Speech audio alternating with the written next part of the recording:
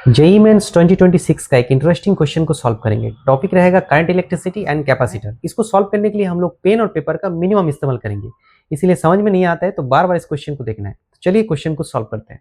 Question बहुत simple है। एक सर्किट डायग्राम है जहाँ पे एक बैटरी है और बहुत सारा रेजिस्टेंसेस है और एक कैपेसिटर है। इस कैपेसिटर में स्टेडी स्टेट में कितना चार्ज स्टोर होगा, यानी क्यू का वैल्यू हम लोग को फाइंड आउट करना है। क्यू का वैल्यू निकालने के लिए हम लोग इस इक्वेशन को लगाएंगे क्यू बराबर सी वी, यानी हम लोग को पहले इसके अक्रॉस में वोल्टेज फाइंड आउट करना पड़ेगा।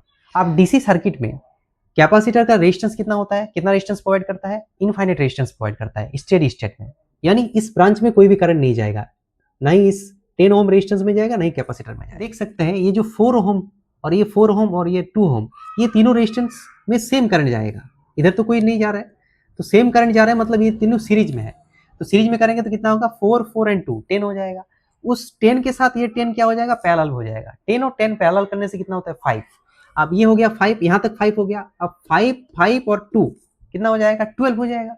ये सीरीज हो गया तो 12 ओम रेजिस्टेंस हो गया, साथ में ये 12 क्या हो गया, पैरेलल हो गया। तो इधर का सब मिला के 12 हो गया और ये 12 पैरेलल, कितना हो जाएगा आंसर 6। सो इक्विवेलेंट रेजिस्टेंस कितना हो जाएगा, आर इक्विवेलेंट हो जाएगा 6 ओम। सो करंट बराबर कितना हो जाएगा, V बाई आर इक्विवेलेंट। तो V कितना है, V यहाँ पे 12 वोल्ट है, सो 12 बाई 6 यानी 2 एम्पियर करंट सर्किट से निकलेगा। अब 2 एम्पियर करंट यहाँ तक आएगा, उसके बाद ब्रांच दो ब्रांच में बढ़ जाएगा, इधर जाएगा 1 एम्पियर और बाकी बचा इधर 1 एम्पियर जाएगा इस सर्किट में, क्योंकि इधर में भी 12 ओम है सब मिला के और ये भी 12 है, तो दोनों पैरेलल है तो इक्वली बढ़ जाएगा। फिर 1 एम्पियर यहाँ तक आएगा, उसके बाद इधर में 10 है और इधर में ब्रांच में 10 है तो ये भी बढ़ जाएगा।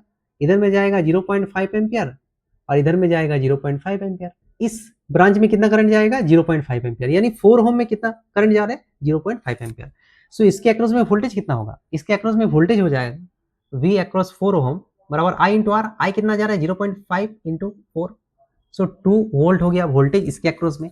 अब इसके अक्रॉस में जितना वोल्टेज होगा इसके अक्रॉस में भी सेम वोल्टेज होगा, क्योंकि इधर में तो कोई करंट नहीं जा रहा है, कोई भी वोल्टेज ड्रॉप नहीं होगा। वोल्टेज निकाल लिए। अभी हम लोग क्या करेंगे, सी का वैल्यू डाल देंगे, 100 माइक्रोफैराड मल्टीप्लाइड बाई 2 वोल्ट। सो ये माइक्रोकूलम आंसर आ जाएगा। सो 200 माइक्रोकूलम।